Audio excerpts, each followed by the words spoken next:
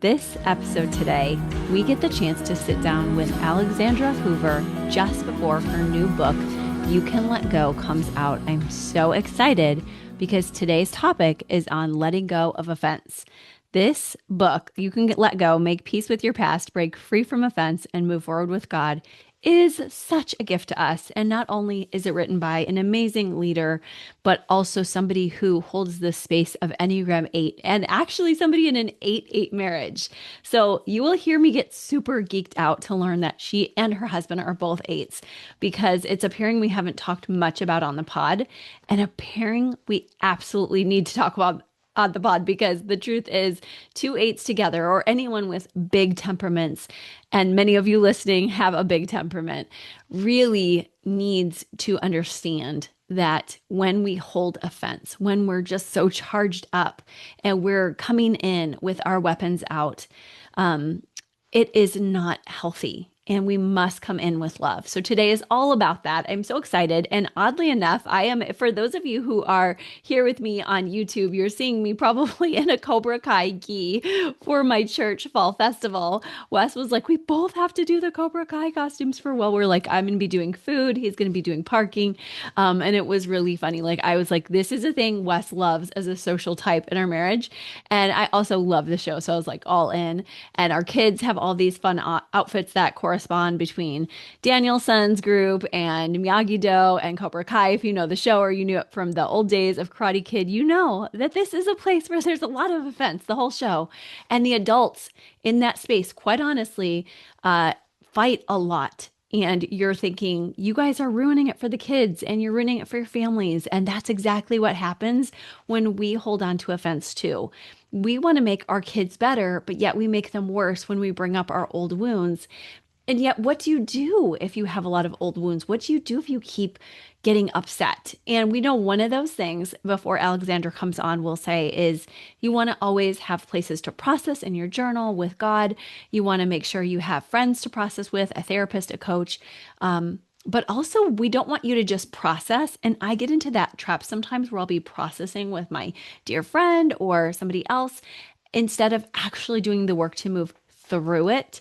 And that is where today's beautiful teacher, Alexandra Hoover, comes in. Not only is she a great leader and teacher and an author, best-selling, but she's also this eight who has said to us, guys, this has been my journey, is to look at my stuff, to know this is who I am. This is me at my best. I'm a great leader. I show up with confidence and boldness and directness, but also me at my worst can be not really feeling confident on the underneath side or feeling rejected, which we know our eights can feel, and dealing with all kinds of offense and even sometimes wanting to get that vengeance. So if you've ever been in that place, and I know you have if you're married, because I know that so many times you've been with your spouse and they've done just little things to irritate you, this is the place for you. And this is going to be the time to release with God. And before Alexandra comes on, I just want to say, this is a great book. And sometimes I spend more time in a book because I need it more. And frankly, this is one of those books where I was like, okay, I feel offended again. Like, let me go back to this book. I had the digital copy. Now I have the in-person copy with the physicality of it. And I actually love this physical copy even more so. So I'm keeping this one close to me. And I hope that you end up loving it too. It is coming out, as I said, tomorrow if you're listening live. So make sure you grab it. And if you're already listening later, then of course, anytime the book is out, you can let go. It's in the show notes.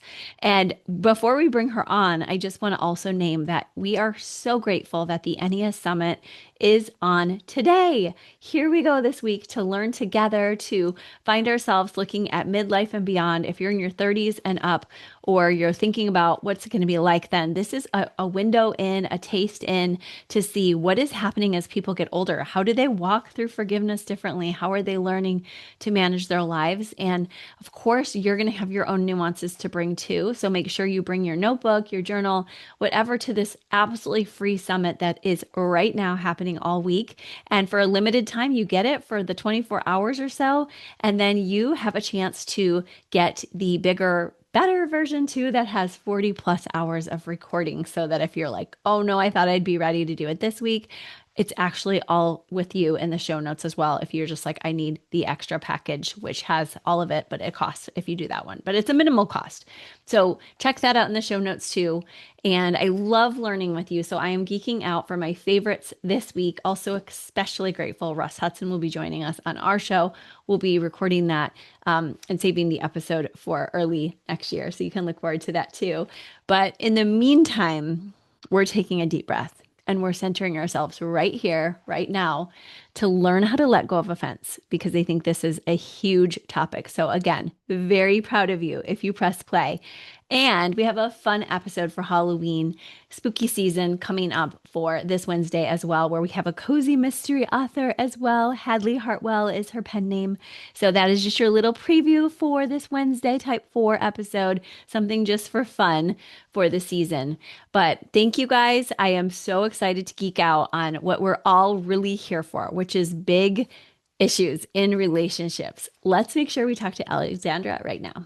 Alexandra, we are thrilled to have you on the Enneagram and Marriage podcast today. Thank you so much for joining us. I'm so excited. Oh, well, yay. Well, now we get to talk about you and your beautiful new book, which we all need. All of my couples, whoever is listening, who is one of my couples, listen hard. Thank you for pressing play. This is such an important topic. Tell us first, though, about yourself, your marriage, if you know your Enneagram Yeah. type, your family. Yeah, absolutely. So I'm Alexandra Hoover. I've been married for 16 years. It'll be 17 years here in January. I know it's so Mm. exciting. We've been Yes. together for about 18 and a half years. Awesome. We have three beautiful children. Our oldest is Layla. She's 13. Kingston is 11. He'll be 12 this July. And then our youngest is Sophia, who's 9. And I just went to her ceremony this morning for third grade. So it's been a fun day already. We live in Charleston. My husband and I have been in vocational ministry, or really him bivocational and me vocational, for a little over 14 years. I write and travel and speak all across the country and internationally. And my Enneagram number, which I'm so Yeah. excited to share Yeah. this about my husband and I, really is we're Yeah. both Enneagram 8s. Oh my gosh. And Mario is his name, right? Mario is his name, and he is also an Enneagram I 8. love it. You guys are a double eight couple. This is a great pairing. People ask about that. Like, how could it be so much energy? But I want to hear your hacks really quick before we get into Yeah. the book talk. Like, what are the I hard know it was going to be places? great. I couldn't wait to tell you. Yes, tell us. Okay, I guess our hacks, and people ask us quite a bit. I think Mario and I have learned to both have what I think like to call like extreme humility with each other. Mhm. There is constant submission that has to happen. There's a constant awareness of our temperament Yeah. with each other. And, over the last 18 years, I think we continue to learn, but have had to learn Mm. um, that we really are like a dynamic duo together when we are working, like we are on the same team. Yes. And that language has been really important for us to always remember, like, hey, I think we're functioning like we are on opposite teams today. And for Enneagram 8, I'm Mm. sure you all know, and if you don't, I mean, that for us is really a love language when we're able to see somebody who's driving with us, Mm. moving forward towards kind of the same goal.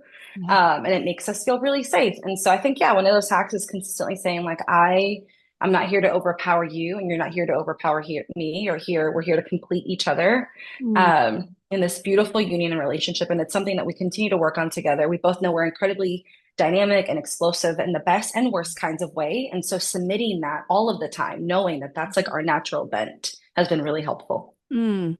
And I love that you both know it because, as we all know, every Yeah. listener, we love every pairing. God has such unique, beautiful lights each of us can cast jointly together in our Yeah. personal marriages between cultural, Hmm. generational, all the overlays. But for you two, like you said, people saying, oh, that's not going to be good. No, we really get it when each other are reactive. Like that's actually become a strength in many occasions because you're able to say, like, gosh, I took that so passionately and now I'm Mm. realizing, like, yes, I absolutely get it. You get why I went there. We got to the answer. Maybe we could have been gentler next time, but like, I think you're saying you both get the reactivity. We really do. And being aware of it. And I think what you just said is so right. I think saying like, hey, there, because we want the same outcome, because we have the goal and purpose, it's been easier for us to have those conversations and saying like, wait a second, I think we're reacting versus Yeah. responding. Yeah. Um, and with passion, with the passion we carry too, just being careful with how we're directing that at each other. Yeah. Yes. And I think that also a quick question for the double eights out there is it also true that because you guys have that type five overlay in the sense of the arrow can go to five. Of course, we know you're out there in your two arrow helping, but eight also goes to five to Yeah. retreat. Is it nice to have somebody who gets that, yeah, we both know we need to retreat? Yeah, it has been really nice. And I think, we both have different ways of retreating, even, which Hmm. has been interesting to learn is that we both, I think it took us a long time to even recognize that. I think the Enneagram has helped a ton, but I think maybe in the last 5 years, I've noticed, man, like we both retreat. We both are going into our own spaces, but we just do it differently, right? We process even in that way differently. So I think that being secure enough to know that that is how we also like respond and the needs that we have has been really helpful for us too. I thank you because some people who want secure attachment, they think it has to look a certain way instead of each couple will nuance that differently. And when we have two, Totally. there's an awareness of parallel processing, doing our own thing, coming back together with our dynamic chemistry that takes a lot, but also Yeah. gives a lot. So thank you for fleshing that out. And there's so much, we Yeah. could have a whole episode about that, but Totally. I but we know. have so much to talk about. We could always chat another time if we want to go Yeah. there. But you have this Absolutely. beautiful book for us. Thank you. And it's called Thank you. You Can Let Go. Tell us a little bit more Yeah. about your book, and then we're going to get into some nitty gritty. Yeah, so You Can Let Go is probably by far my favorite work yet and the favorite piece that I've written yet and giving to the world. The subtitle is Make Peace with Your Pain, Break Free from Offense, and Move Forward with God. Uh, the whole message of You Can Let Go is that truly we have the ability and capacity with God to truly let go of offense, both that has happened to us and offense that is coming towards us. And so there is this lesson for us to learn of being able to let go of the things that have happened so that we can prepare and learn for the things that are going to come our way and that we're going to have to choose to not pick up as offense. And so my life, this message is really a life message, working through years and years of carrying what I thought was probably just either hurt feelings or resentment or bitterness, but truly what the Lord revealed was there was a level of offense that had really become this posture in my life that was controlling me. Yes, and I'm really glad you spoke to that because we do have a lot of eights listening. I've actually done some eight particular episodes lately because I noticed some That's incredible. on my on my Instagram as well. So I'm also Yeah. wanting them to just notice together with us that this isn't Mm, a person who's identified as, of course, we're so much more than our type and we want all the fruits of the spirit, we want all the gifts, but just saying, hey, my main lead gift is protecting others and defending mhm. others and also taking care to make sure that I have healthy boundaries. Like everyone knows here that about eights, but a lot of listeners know also they struggle with that particular thing, but we all do. I'm a seven. I Yeah. still struggle with it. So it's here. If you're here and you're not an eight, please stay. This is for you. But Yeah. for our eights, I just want to name that it's really like you've named that the vice for eights can be vengeance, can be like, I need to make justice happen. I need to play God. That's So what right. you're saying is very powerful that you're really discovering that we don't have to hold on so hard to everything. We can let go, right? Absolutely. Yeah. Oh, that's amazing. Okay, well, we're going to get into the how in your book. I want people Yeah. getting your book, Yeah. but also a little bit here too. Tell us a little bit about your story. I know you have Mm, some beautiful moments you share from Venezuela as well as some hard yeah. ones. And thank you for Yeah. being vulnerable. But Of also just, course. yeah, help us to understand how when you had Hmm. developed some joy in Venezuela, it allowed you to know this is possible. I can come back to this even after life fell apart. Yeah. Yeah. Yeah. So my both my parents are first generation immigrants living in the States, but we're from Venezuela. And My, Cliff Notes version of this is my parents went through a pretty just traumatic first few years of their relationship, a lot of betrayal, a lot of offense, a lot of pain. Mhm. Um, they both came into the marriage with a lot of their own pain and a lot of their own trauma. And so when we leave things unhealed and unrevealed, right, this is kind of what we get. So my mom ends up moving to Venezuela. We lived in Venezuela for several years. Mhm. And what's interesting, and I think why the Lord always kind of has brought me back to these years in my life is because it's kind of where I first learned that joy could coexist with pain. It was like the first kind of moment in my life where I think I could look back Mhm. and also see like Mhm. just God's foot, like handprint, Mhm. truly, sewed into the different parts of my life that were actually really heavy at times and really dark at times. And so Venezuela for me, every summer was really a semblance of joy, of culture, of connection, and it reminded me that even in the midst of so much destruction within my mom's life and my dad's life, that I could experience a semblance of joy and peace in my life, and it wasn't perfect or tidy or any of that by no means. Yes. Um, Right. but it was interesting because the dynamics of it all, right? Like I would leave something that was incredibly dark and broken and go be with my aunts who would offer such a different perspective in life. Mm. Uh, and having both worlds so close together, but yet be so far away was helpful for me, and kind of gave me a foundation to look back at, not knowing that it was really the Lord just inviting me into just like this coexistence of like, hey, in order for you to learn how to live content with joy in life and really let go of these things, you're going to have to learn to see past the hurt and offense in your life. Mm. Wow. Wow. And neat that you had some people in your life who modeled that for you because there was all this Yeah, tension. And like you said, years and years, and we know epigenetics is a thing. This is layers and layers totally. of hurt. Of course, biblical narrative reminds us ever since the garden. And so I think it's interesting. Yeah. You also talk in your book about getting triangulated with your mom, and you might not use that word, but you're like, But that's exactly what it was. yeah, you picked up the same 100%. offense. Oh my gosh, that's Hmm. revelatory for a lot of listeners who may not realize they've done that. Tell us more about that and how that Yeah. happened to you.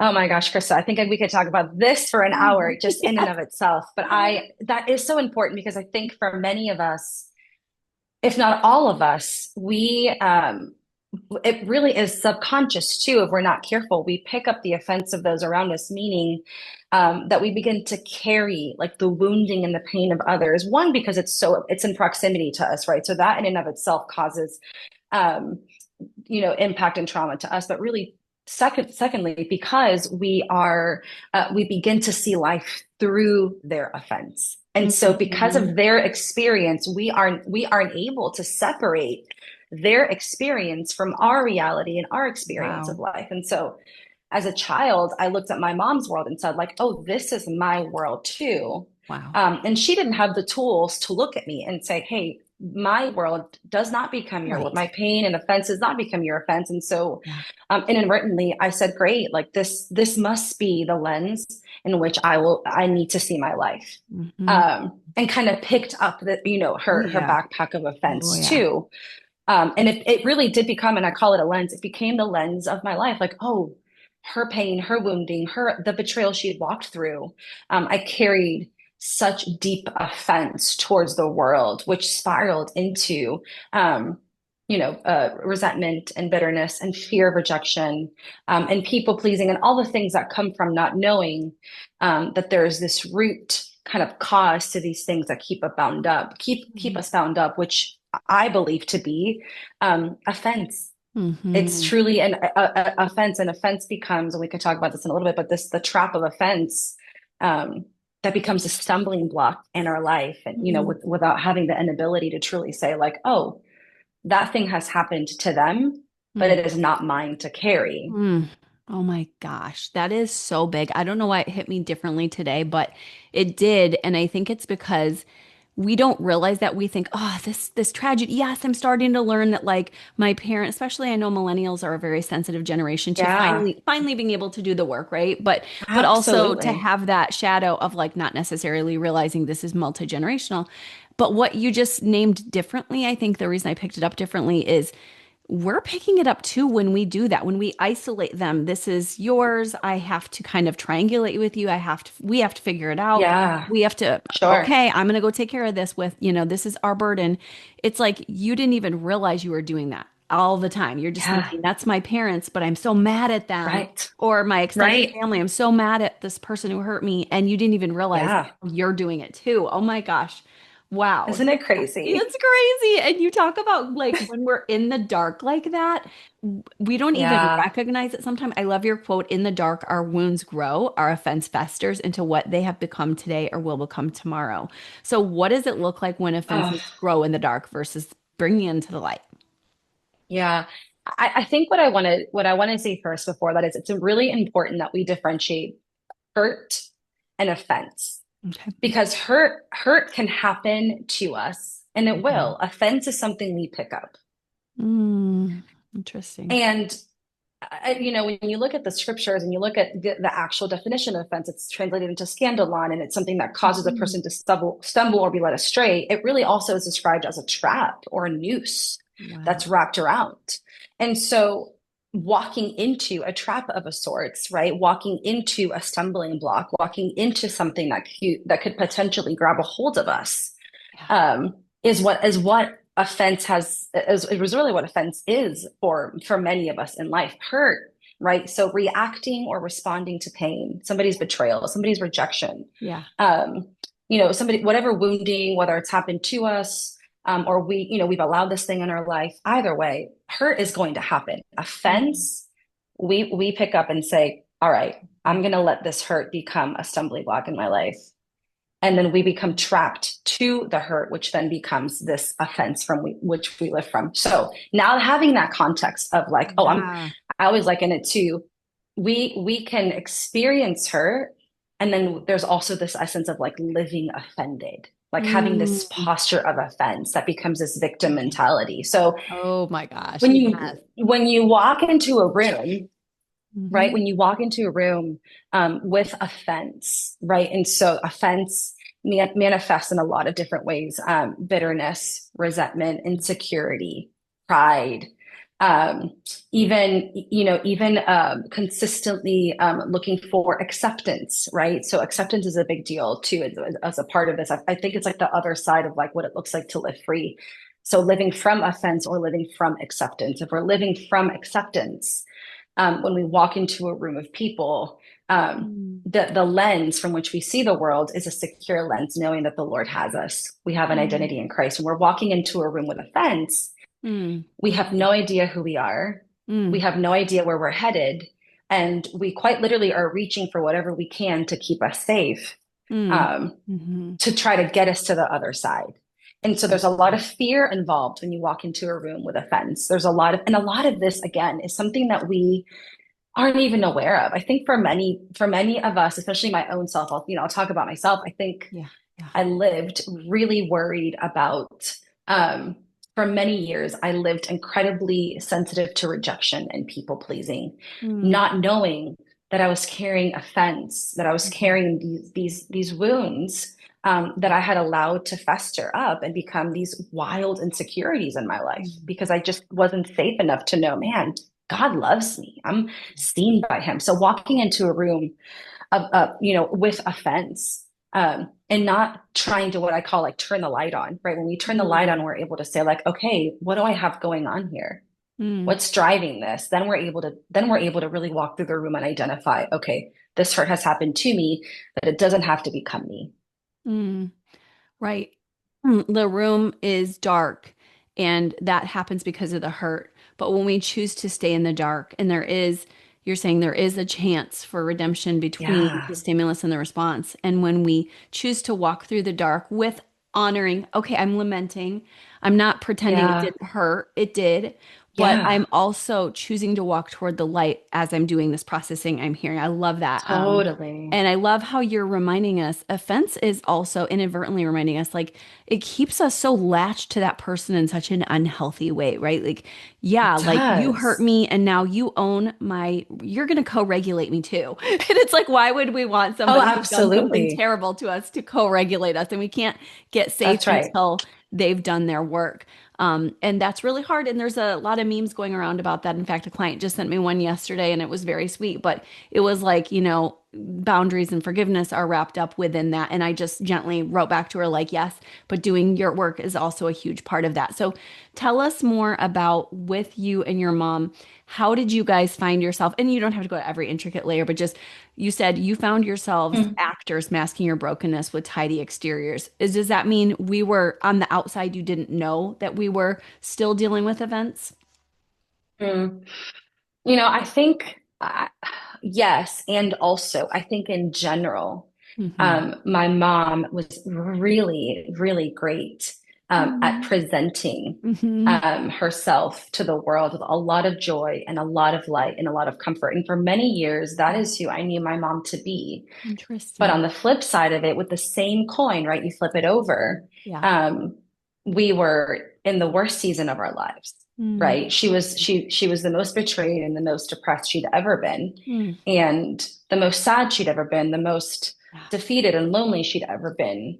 And so, I watching her Mm. kind of picked up the same, um, not just ability, but really, I think the behaviors and the tendencies and even some of her traits, right? The unhealthy behaviors and tendencies of not knowing how to honor myself in the midst of Mm. hurt, rather masking it to make others really just feel comfortable. And so I wrote that in there because I Mm. think Yeah. for many of us, when we are walking with offense, we are oftentimes even too afraid to say this particular thing hurt us. Mm. Because maybe perhaps we are too afraid of ruffling the feathers around us, right? And so Right. it causes this we become two separate people, and it causes this division within ourselves, essentially betraying ourselves instead of allowing the hurt to really be Mm. present and saying, hey, this thing hurt me. Now, what happened, right, is because we were masking so much in that sense, the offense just became our lens. And so we weren't really dealing with any of the pain. Like Mm. for years in my own life, I didn't deal with my pain. I just carried the offense around and So learned how to relatable. move through Yes. it, right? Oh my gosh, so relatable Which for is any of us. where a lot of Yeah. our, yeah, which is where a lot of our bitterness and insecurity and resentment with the world comes from. It's because we are not able to say, like, we're not able to walk in true freedom, which I talk about. There is freedom that God gives us to move forward from our hurt. And it is Yes. up to us to really take the key from God and say, thanks so much. He's handing it to us. Turn the Mm. lock open Mm. and walk through that door and say, God, give me the courage Hmm. to look at the things that perhaps are too painful, right, and too scary to look at so that I can move forward from this offense with you. Mm. Yes. And And my mom and I yeah. just didn't know how to do that for years. Yeah. And this is why I was so excited about your book because, and this conversation, because you're reminding us, yes, you can. And that's what I love about our eights. All my eight Totally. friends are always like so good at that. Like I had this one time I was like doing a vendor event and I was like, it went well. And my eight friend, she was like, and now you'll be doing them a lot. And I was like, she's like, Yes, yes, you that's can. right. And like, it was so Yes, you funny because I was in can. self-pres during like the COVID era and she was like out there teaching everyone Yeah, tennis and just strong. And I think that's your gift I with love it. me too, but I also get it that eights, just like everybody else, and eights are part of the Enneagram rejection triad for those who don't know. So their arrows, eight, five, and two, are all the three types that deal with the rejection of I'll reject you before you reject me.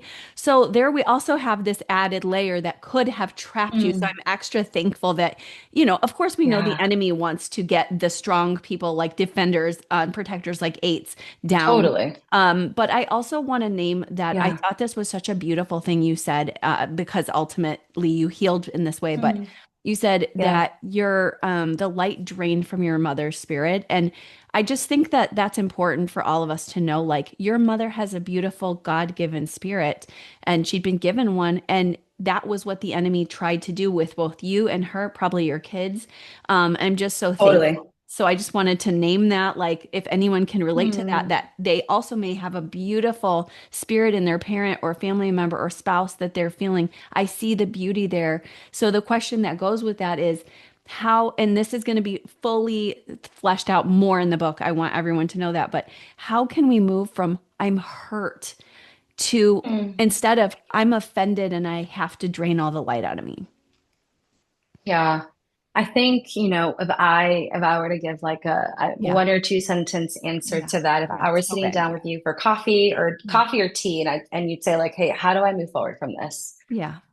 I would say that some of the most important work in the work of letting go of offense has Mhm. come from the work in my own life where I've had to learn who I am in Christ before anything else. And Mhm. here's why, because I spent a lot of time in therapy and reading the things and trying to overcome the hurt of my life, Mhm. and yet found myself looking for a sense of acceptance even while healing. Like even Mhm. while healing, I consistently pursued a belonging and acceptance that kind of still left me confused about who I was. And so I would say this: Mhm. to truly move forward with God, to truly move forward in this season of your life and overcome all of the offense, I would say we have to get to the end of ourselves and truly begin to discover who God has called us to be in Him. Mhm. With that comes the safest attachment. With that will come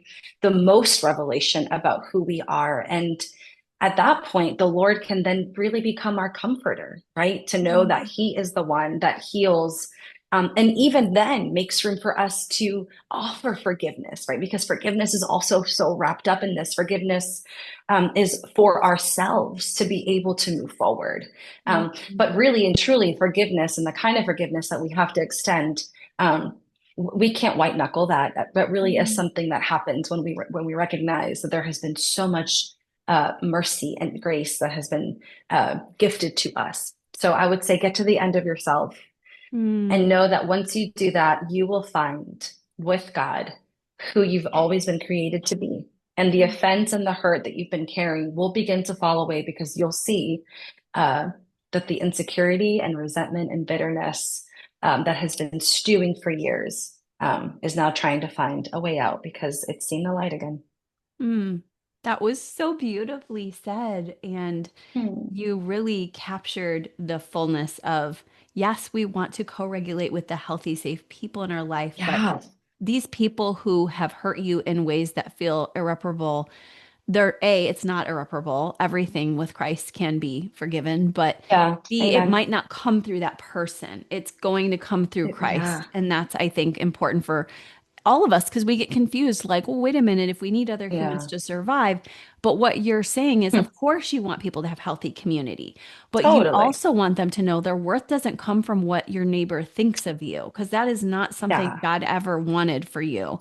And I think that's Yeah. important. You also talk about how I loved this line, offended people tend to be the most prideful people, that Oof, we don't want to hear yeah, we don't want to hear that. I struggled with that, but then I was like, no, it's so true because the Lord is working on all of us for humility. And this is where I think pornography culture can take you. Like, yeah, you're bad. All these people hated you. I was just learning from a sexuality course it. from some Christians that I love today, Jay Stringer, Adam Young, Sheila Ray Gregoire. And Wow. they're so gifted to say, don't let it take you to that end. Like, don't let it take you to like, you're so bad that, yeah, you should just be abused. And that's all you're worth, Mm, nothing. It's that's not that kind of humility. It's the humility, and I'm hearing at least, and you can help me if this is where you're getting at, like, pride in Christ, being a child of God is beautiful and taking honor yeah. in your place. And I heard you say in your gifts, right?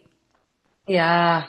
Yeah, that's exactly it. I think what happens when we carry offense is that because of how weighty it is, somehow in the midst of all of the pain and all of the hurt, we forget that we have also hurt and offended and harmed. And we forget the gift that has been extended to us of grace and mercy. And so we do become, in a sense, like Hmm. um, a version of the very thing that has hurt us because we walk around with this chip on our shoulder, right? Like Yeah. there's not only do we want vengeance, regardless of the Enneagram number you're in, Right. really, or Right. you're at. I think Yeah. what happens when we carry offense is we say, no, you hurt me. You deserve to know this thing hurt me. And the world will know, right, that this is what's happened to me because whether we like it or not, offense leaks to everybody around us when we're living as offended people. And so when I talk about this pride, what I'm saying is just like when we see, in Genesis, where the enemy is so good at painting this picture for Eve that she could have more with God, and she falls into this trap because she begins to question, like, man, could I be better? Could I have more?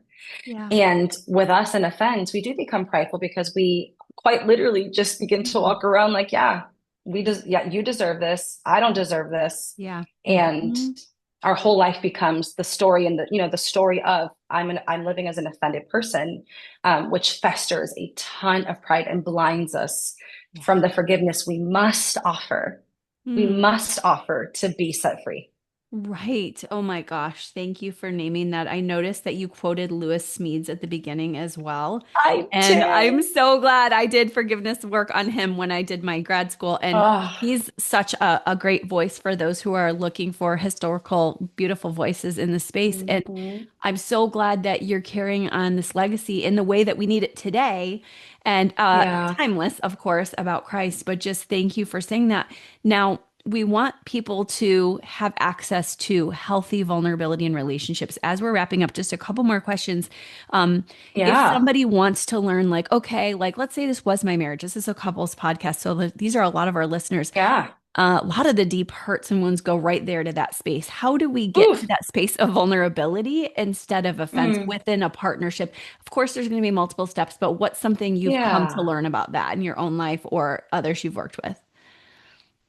Yeah. I mean, truth be told, right? Mario has been one of my greatest teachers in this. Mm, And, beautiful. in 18 years, we both have carried a lot of offense towards each Yeah. other and a lot of Yeah. offense towards other people. And so, I'll start off by saying, um, Mhm. more than anything, um, what's interesting with Mario and I is that at the end of like the worst seasons of our life, where we had hurt each other and there was just such deep wounding, what kept us moving forward Mhm. uh, was was knowing that we didn't have the option but to offer each other forgiveness.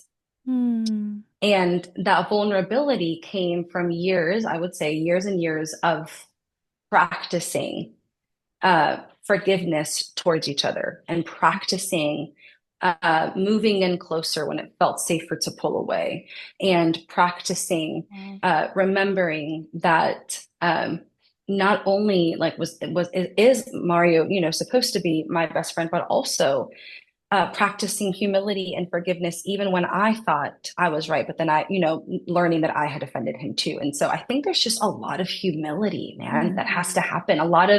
Mhm. A lot of willingness to say, like, I we both have been wrong. And for people who have been offended, it's wrong. It's hard to say that. It's Yeah. hard to say Yeah. when you're hurt by your spouse, I Yeah. know that I have been wrong too, because we really want them to take heed to or accountability for whatever thing has happened. So I think that, Mhm. for him and I both, we've had to decide that forgiving each other while also actively changing in our ways, right? Because forgiveness Mhm. also there, follow through with action and staying in a healthy Oh marriage and yeah. relationship. Um, but yeah, I think being able to like both come in and say like, yeah, we're both super busted and wounded, Mm. and we both desperately need the grace that we know we can only get from the Father. And so knowing that has really humbled the both of us to kind of lay our weapons down and move in with vulnerability and say like, hey, this is kind of the only way I see forward with you Mm. is to just say I'm sorry, and for you um, to trust that I'm working with God in this, in both ways, I would say, in Mhm. both lanes for us. So Oh my goodness. I love that. And I feel like it gives such like eights, nines, and ones are justice oriented, often five senses visual types. And even this blesses me too, but I can almost picture eights listening literally with a visualization practice of putting the weapons down. yeah, I love how you said that. quite literally, it's what we Yeah, say. We're like, lay the weapons down, I come love in that. closer, like Oh put my them down. gosh. I love that. I'm going to use it. And it's really Yeah, like we have those weapons because we feel unsafe. So it's not to say like you're bad totally. or wrong that you ever got into the space of wanting to feel Yeah, safe. It's healthy, however, to know like You have Mm. stuff too. So I do think that's important for couples to land on. We talk about it constantly here because we know when we first find out our type or whatever system we're using, Myers-Briggs, any system, even if we're just like, this is my spiritual gift, we all know there's beautiful things to that. We all know there can be shadows if we carry pride or unhealthy aspects into that gifting. And so most couples will fall into that fundamental attribution error. At the end of the day, I still like my Wow. type better than yours. Or in the case of you guys, like, well, my Yeah. instinct, or I just feel like I'm a healthier Yeah. eight, you know? And so, like, Yes, I totally. Or think, I'm stronger than you. Like, what? yes, we've done it all if we've been married 17 years plus. So I Yes. think that most Yes. people listening are really holding that with you to say, like, thank you for that really Mm. important reminder that I need grace too, and I'm not perfect either. And this is statistical as well. Yeah. So I would love to just land on your beautiful hope that you say that true healing happens only when we surrender our hurt to Jesus. For somebody listening right now who feels really stuck in their Mm. fence, what might that look like Yeah. practically? And then, of course, where can we Yeah. find your book? Because we know that'll help too. Yeah, absolutely. At the end of the book, I offer us kind of this roadmap forward. And the roadmap, and I break it up into three pieces, which is quite literally make peace with your pain, break free from offense, and then this roadmap to move forward. And the roadmap, um, Mm, yes, surrender is a huge part of that roadmap. yeah. But truly, it's being able to name the hurt and identifying the things that have become an offense and saying, God, I trust you with this more than I can, and I give it to you because I know that you can handle it better than when it's in my hands. Mm, And I give this analogy at the end of the book, and I tell this story because I think a lot of us are looking for like definitive moments where we're like, yes, the pain is gone, the hurt is gone, the offense is gone. There's this story that I tell, and I'll be very quick with it. We were over at a friend's house. They were playing in the backyard. Her little girl was in the pool. The little brother threw a toy car towards her or towards around her, and it ended up hitting her in the face. And he yeah. didn't mean to; it was an accident. Right. Long story short, she ends up getting a small stitch that same day, and we end up we're we're saying our goodbyes, and she comes towards me, and I bend down towards her, and this is how I see the Father talking to us. I bend down Mm, and I make eye contact with her, and I yeah. say, "Hey, sweetie, I'm so sorry. That was so painful. You did so good, though." Yeah. And she looked at me and she was like, "Yeah, but it still hurts. When is the pain going to go away? I thought the stitches should Mm, have fixed it." And wow. right. And I said, Yeah. and I instantly, I felt the presence of God. And he quite literally was like, this is me and you. This Mm, is me and you. And I looked at her and I said, "Hey, I know that you are wanting this one stitch to kind of, take away the pain and bring instant relief. But here's what I want you to know, that the pain that you're feeling right now is telling your body that it's healing. It's working. Like something's happening. The mm, stitch that you felt, the pain that you're feeling, it's letting you know that like, oh yeah, I'm healing. It's not as bad as it was up front. It doesn't feel like when the little car hit you in the eye, the yeah. toy car hit you. Um, but relief is on the way. And so every time your stitch begins to heat to feel pain or painful, just remember that that's your body saying, I'm working, I'm healing, I'm moving you forward. Uh, Mm, and I gave her a hug and I said, "Hey, it's the pain won't always be this intense. It's going to fade away. And then one day you're going to look up and it's going to be healed." And that's what I would say to the listener, that mm, as we surrender to God, yeah. as we give him our hurt and we let go of offense, it will quite literally be these phases with him where we little by little give him our pain, give him our hurt, and we begin to see the stitches doing its work. Like we see that the stitches Mm. have been put in, we've done the work. Oh. Like the stitches are there, right? But now we're just going to give it time to work. Um, Mm. and that's what I would say to our friends today who are listening, that whatever, whether it's your marriage or pain from your past or wounds from your life that you're overcoming or insecures, whatever it is, Mm. even listening to this podcast is doing the work. Like you're stitching it back together with God, Yeah. right? Yes. But knowing that when you have you kind of the pain kind of reflare back up doesn't mean that you haven't let go of the offense. It just means that you're still healing. But Yeah. it doesn't mean that you're not moving forward. If anything, it means you're Mm. moving forward.